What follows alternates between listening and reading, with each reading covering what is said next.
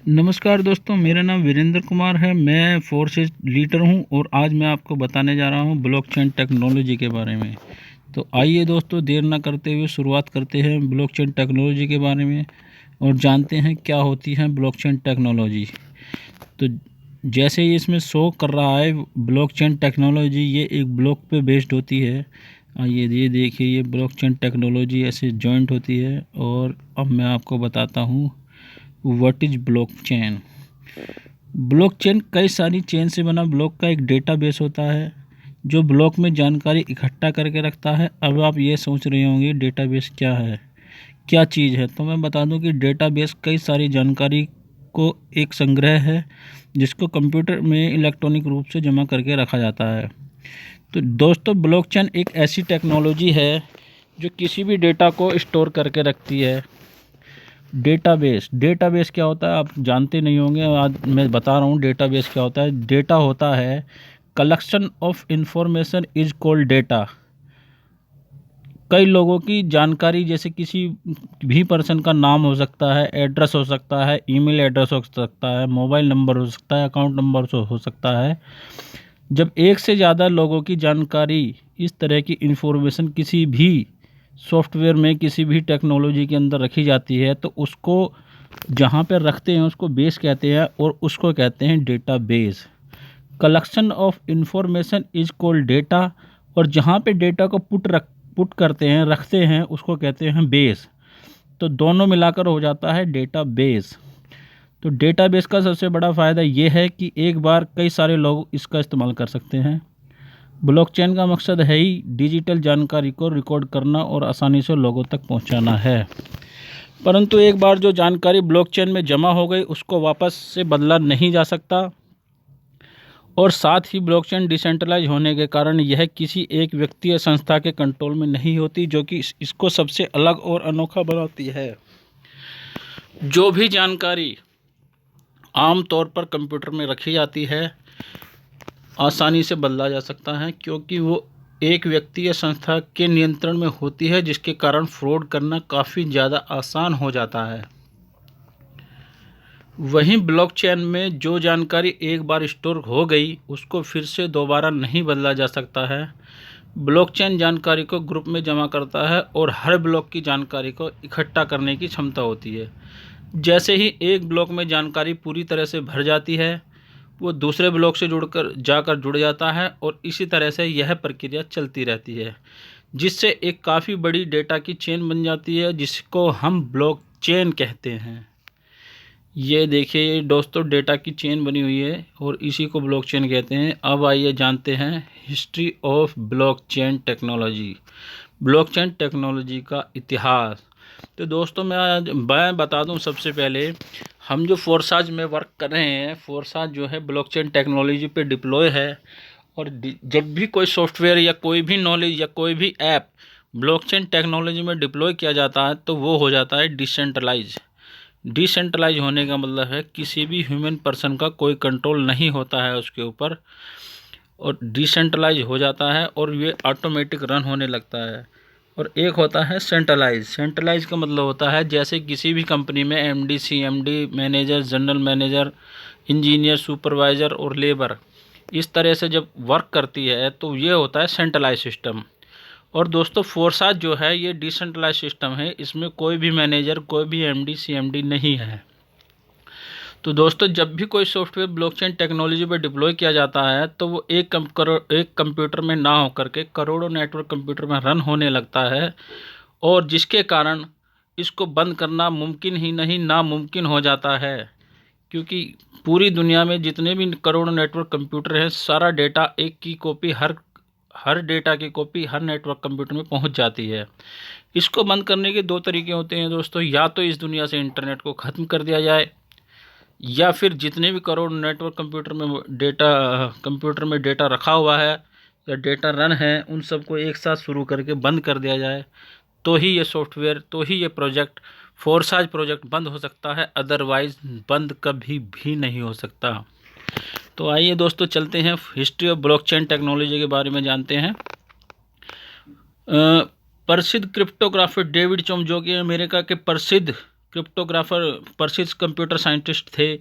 इन्होंने सोचा मुझे को एक ऐसा सॉफ्टवेयर बनाना है, एक ऐसा सिस्टम बनाना है कि 1984 में ब्लॉकचेन जैसे प्रोटोकॉल का प्रस्ताव रखा और इस प्रकार का सिस्टम बनाना चाहते थे जिसमें रखी जानकारी के साथ छेड़छाड़ ना किया जा सके, जिसको आगे बढ़ाते हुए साल 1991 में स्टुअर्ट हैबर और डब्ल्यू स्कॉट स्टोरनेटा ने ब्लॉकचेन टेक्नोलॉजी को डेवलप कर दिया। लेकिन ये उस समय में अपने समय से ज़्यादा एडवांस होने के कारण इसको प्रसिद्धि नहीं मिल पाई, पहचान नहीं मिल सकी। लेकिन बाद में आगे चलकर ब्लॉकचेन को असली पहचान साल 2009 के बाद मिली, जब सातोशी नाकामोटो नाम के व्यक्ति ने जब बिटकॉइन की खोज की, तब असली पता चला लोगों को ब्लॉकचेन टेक्नोलॉजी होती क्या है। अब जानते हैं दोस्तों ब्लॉकचेन टेक्नोलॉजी के प्रकार। Types of blockchain technology. Blockchain technology मुख्यतः 3 प्रकार की होती है: blockchain, public blockchain, private blockchain, hybrid blockchain. आइए इन तीनों प्रकार को समझते हैं। पहले पब्लिक ब्लॉकचेन, प्राइवेट ब्लॉकचेन और हाइब्रिड ब्लॉकचेन। तो ये है दोस्तों पब्लिक ब्लॉकचेन। जैसा कि नाम से ही पता चल रहा है, पब्लिक यानी ये पब्लिक ब्लॉकचेन का इस्तेमाल कोई भी कर सकता है। बिटकॉइन, इथेरियम, लाइटकॉइन इत्यादि ये सभी पब्लिक ब्लॉकचेन हैं। इसमें जो भी जानकारी नेटवर्क में इकट्ठा होती है वो एक जगह स्टोर ना होकर कई सारे कंप्यूटर में स्टोर हो जाती है, जिनको हम नोड्स भी कहते हैं। परंतु एक बार जो जानकारी ब्लॉकचेन में जमा हो गई उसको वापस से बदला नहीं जा सकता, और साथ ही ब्लॉकचेन डिसेंट्रलाइज होने के कारण यह किसी एक व्यक्ति या संस्था के कंट्रोल में नहीं होती, जो कि इसको सबसे अलग और अनोखा बनाती है। आपको ये मालूम नहीं होगा कि फोर्सेज भी ब्लॉकचेन पर वर्क करता है। पब्लिक ब्लॉकचेन का मतलब ये होता है कि फोर्सेज को कोई भी पर्सन, बिजनेस ज्वाइन करने के बाद एक्सेस कर सकते हैं हम लोग, लेकिन इसको कोई चेंज नहीं कर सकते और न ही मिस्टर लाडो जी कर सकते हैं। ब्लॉकचेन इन्फॉर्मेशन को ग्रुप में जमा करता है और हर ब्लॉक की जानकारी को इकट्ठा करने की क्षमता होती है। जैसे ही एक ब्लॉकचेन में जानकारी पूरी तरह से भर जाती है, वो दूसरे ब्लॉक से जुड़ जाता है और इसी तरह से यह प्रक्रिया चलती रहती है। एक काफ़ी बड़ी डेटा की चेन बन जाती है, जिसको हम ब्लॉकचेन कहते हैं। अब आते हैं दोस्तों प्राइवेट ब्लॉकचेन के ऊपर। जिस प्रकार से पब्लिक ब्लॉकचेन एक ओपन सोर्स है, प्राइवेट ब्लॉकचेन इसका ठीक विपरीत है। पब्लिक ब्लॉकचेन को हम एक्सेस कर सकते हैं पर उसमें चेंज नहीं कर सकते हैं। प्राइवेट ब्लॉकचेन को इसका अपोजिट होती है। यह एक क्लोज सोर्स नेटवर्क है जिसका इस्तेमाल करने के लिए आपको अनुमति लेनी पड़ती है, क्योंकि ये इसको एक सिंगल पार्टी कंट्रोल करती है। जैसे मान लो कि जैसे आप नेट पे, इंटरनेट पे अपना रिज़ल्ट देखते हैं तो केवल स्टूडेंट ही रिज़ल्ट देख सकते हैं और सिर्फ देख ही सकते हैं, उसमें कुछ भी मॉडिफाई नहीं कर सकते हैं। ना तो उसमें अपना नाम चेंज कर सकते हैं उस वेबसाइट में, ना ही अपना रोल नंबर चेंज कर सकते हैं। सिर्फ रोल नंबर डालकर अपने नंबर देख सकते हैं।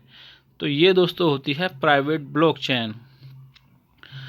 इसलिए चुने हुए लोग ही इस नेटवर्क का इस्तेमाल कर सकते हैं। हालांकि प्राइवेट ब्लॉकचेन काम पब्लिक ब्लॉकचेन की तरह ही करती है, परंतु यह एक दायरे के अंदर रहकर काम करती है ताकि हर कोई इसका इस्तेमाल न कर सके। इसका इस्तेमाल कंपनी या संस्था वोटिंग, सप्लाई चेन प्रबंध या फिर डिजिटल पहचान का इस्तेमाल करने के लिए करती है। Hyperledger, multi chain, Ripple private blockchain का एग्जाम्पल है, उदाहरण है। अब आते हैं दोस्तों hybrid blockchain. Hybrid blockchain public blockchain और प्राइवेट ब्लॉकचेन से मिलकर बना है। यह प्राइवेट परमिशन और पब्लिक परमिशन लेस दोनों सिस्टम का इस्तेमाल करती है, जिसकी मदद से कोई भी संस्था यह तय कर सकती है कि कौन सी जानकारी को पब्लिक रखना चाहिए और कौन सी जानकारी को प्राइवेट रखना है। आमतौर पर हाइब्रिड ब्लॉकचेन जो भी रिकॉर्ड और लेन देन होती है उसको पब्लिक नहीं किया जाता है, परंतु उसको पब्लिक ब्लॉकचेन में वेरीफाई किया जा सकता है। ड्रैगन चेन हाइब्रिड ब्लॉकचेन का एक एग्जाम्पल है। अब दोस्तों आइए देखते हैं ब्लॉकचेन टेक्नोलॉजी कैसे काम करती है। तो यहाँ देखिए दोस्तों, आपको 3 चीज़ें दिखाई दे रही होंगी। ब्लॉकचेन की 3 सबसे महत्वपूर्ण भाग होते हैं। पहला होता है ब्लॉक्स, दूसरा माइनर और तीसरा नोड्स। तो आइए इन तीनों के बारे में विस्तार से जानते हैं। ब्लॉकचेन टेक्नोलॉजी कैसे काम करती है। जैसा कि आपको पता है, ब्लॉकचेन में कई सारे ब्लॉक से मिलकर बना होता है, जिसमें डेटा इकट्ठा होता है और ब्लॉक का एक अगला हैश नंबर होता है जो कि पिछले ब्लॉक से जुड़ा हुआ होता है। और ये हैश तब बनता है जब कोई लेन देन होती है या जब कोई ट्रांजैक्शन होती है, तब ये ब्लॉक बनता है।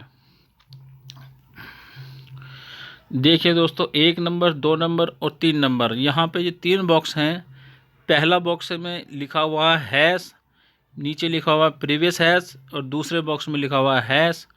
सेम नंबर नहीं है, नीचे वाला जो सेम नंबर है प्रीवियस हैश। ये देखिए, पिछले वाले बॉक्स की एक कॉपी है, इसमें 1Z8F 1Z8F दोनों मैच कर रहे हैं। और तीसरे बॉक्स में देखिए, जो हैश नंबर है अगले वाले बॉक्स में सेम है, और प्रीवियस हैश और उसका प्रीवियस और जो पिछले का हैश है, ये दोनों मैच कर रहे हैं। यहाँ पर देखिए हैकर ने क्या किया हुआ है, यहाँ पे दिखाया हुआ है, यदि कोई किसी हैश को चेंज करता है तो अगले वाला बॉक्स क्या करता है, ये इसको इंडिकेट करता है कि यहाँ पे कुछ छेड़छाड़ की गई है। ये जो दूसरी कॉपी रखी हुई है, ये बताएगी कि इस डेटा में चेंज किया गया है। तो इसी तरह से ये हमने एक कॉपी दिखाई गई है, 3 कॉपी दिखाई गई हैं। इसी तरह से जो हम ट्रांजैक्शन करते हैं वो एक कंप्यूटर में ना हो करके उसकी कॉपी हज़ारों नेटवर्क, करोड़ों नेटवर्क कंप्यूटर में रन हो जाती है, और जिसको चेंज करना इम्पॉसिबल होता है। तो आइए जानते हैं, अब इसका दूसरा पार्ट होता है माइनर। ब्लॉकचेन में माइनर काफ़ी ज़्यादा महत्वपूर्ण रोल होता है, क्योंकि माइनर ही होता है जो नए ब्लॉक को माइनिंग करके बनाता है। उदाहरण के लिए, जब भी बिटकॉइन या किसी भी क्रिप्टो करेंसी में कोई लेन देन ट्रांजैक्शन होती है, उस लेन देन की जानकारी सबसे पहले माइनर के पास जाती है।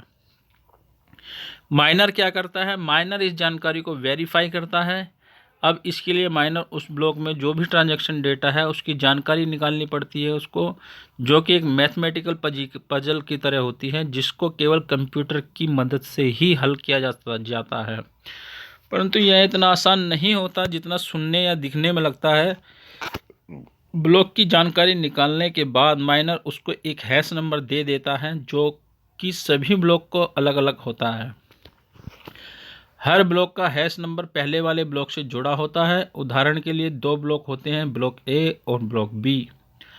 अब माइनर को ब्लॉक ए को वेरीफाई करने के लिए सबसे पहले उसकी ट्रांजैक्शन डिटेल निकालनी पड़ेगी, और उसके बाद माइनर उसको एक हैश नंबर देगा, जिसको हम हैश ए मानकर चलते हैं।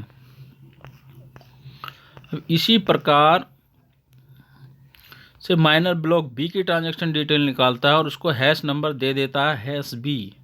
अब ये हैश बी जो पहले वाला हैश ए है उससे मिलकर बना होगा, यानी हैश बी प्लस हैश ए। अब आगे जो भी ट्रांजैक्शन होगी वह हैश बी से जुड़ी होगी। अगर हैकर हैश ए पर अटैक करता है तो उसे हैश नंबर को बदलने की कोशिश करता है, तो हैश बी भी उसी के साथ बदल जाएगा, क्योंकि वह हैश ए से जुड़ा हुआ है। और इसी तरह से आगे के सभी ब्लॉक भी बदल जाएंगे, जिससे हैकर के लिए ब्लॉकचेन पर अटैक करना काफ़ी मुश्किल हो जाएगा, क्योंकि उसको एक साथ सभी ब्लॉक को हैक करना पड़ेगा। और यह सब करने के लिए उसको काफ़ी ज़्यादा शक्तिशाली कंप्यूटर की जरूरत पड़ेगी, जो कि लगभग नामुमकिन है। ऐसा पॉसिबल ही नहीं है दोस्तों कि कोई भी हैकर इसको हैक कर सके। तो दोस्तों, ये थी हमारे ब्लॉकचेन टेक्नोलॉजी की जानकारी। और मैं इस जानकारी को देने के बाद अभी एक पार्ट्स और है इसका, नोट्स। देखिए, नोट्स जो इसका तीसरा पार्ट है वो भी बहुत इम्पोर्टेंट है। नोट्स क्या करता है, ब्लॉकचेन टेक्नोलॉजी की सबसे बड़ी खासियत वो है डिसेंट्रलाइज, यानी इसका कोई एक व्यक्ति या संस्था कंट्रोल नहीं करती है। ब्लॉकचेन एक खाता बुक की तरह होती है जो हर प्रकार की जानकारी को जमा करके रखती है। इससे खाता बुक को नोट्स मेंटेन करके रखते हैं, जो कि एक तरह से कंप्यूटर होते हैं जो पूरे नेटवर्क को आपस में जोड़ कर रखते हैं। ब्लॉकचेन में इसी तरह की कई सारी नोट्स होते हैं, और हर नोड के पास ब्लॉकचेन की कॉपी होती है। नोट्स नेटवर्क जो भी लेन देन या जो भी गतिविधि होती है उसको वेरीफाई करते हैं और नेटवर्क में अपडेट करते हैं। और अगर उनको ऐसा लगता है कि किसी भी प्रकार की गलत गतिविधि या गलत ट्रांजैक्शन हुई है, तो सभी नोड्स मिलकर उसको कैंसिल कर देते हैं। तो ये थी दोस्तों ब्लॉकचेन की जानकारी। और ब्लॉकचेन बहुत ही अच्छी एडवांस टेक्नोलॉजी है। आगे आने वाले समय में ब्लॉकचेन टेक्नोलॉजी का ही ज़माना रहेगा, क्योंकि ये एक ऐसी टेक्नोलॉजी है जिसको कभी भी हैक नहीं किया जा सकता है। और ये मैं आपको थैंक यू। तो दोस्तों ये थी ये मेरी वीडियो है, इसको ज़्यादा से ज़्यादा लाइक करें, शेयर करें। और जो भी फोर्सेस ज्वाइन कर रहे हैं या करने वाले हैं उन सभी को इस ब्लॉकचेन टेक्नोलॉजी के बारे में बताएं, समझाएं, ताकि आपके नए प्रोस्पेक्टस समझ सकें और बिजनेस को ज्वाइन कर सकें। और जो भी दोस्तों ये वीडियो देख रहा है और जिसने भी आपके पास ये वीडियो भेजी है उसको कॉल करें और फोर्सेस को ज्वाइन करें। Thank you.